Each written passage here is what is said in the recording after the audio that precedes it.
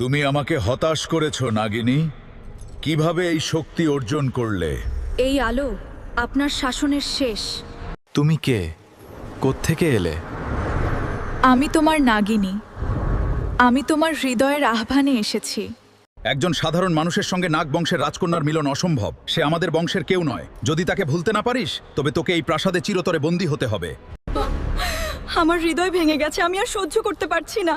শান্ত হও বোন, আমি তোমার পাশে আছি। সব ঠিক হয়ে যাবে।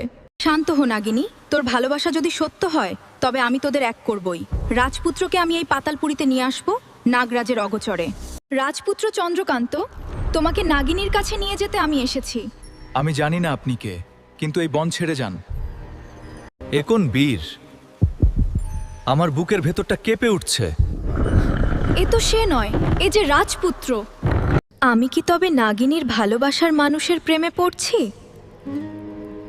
না, এ সম্ভব নয়। সে সাহস সঞ্চয় করে রাজপুত্রের সামনে গিয়ে দাঁড়ালো।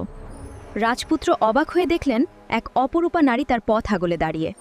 রাজকুমার, আপনার প্রিয়া পাতালপুরীতে আপনার জন্য মৃত্যুর প্রহর গুনছে। আপনি কি সাহস পাবেন আমার সাথে সেখানে যেতে? নাগিনী বিপদে, আমায় নিয়ে চলুন, আমি প্রাণ দিতেও প্রস্তুত।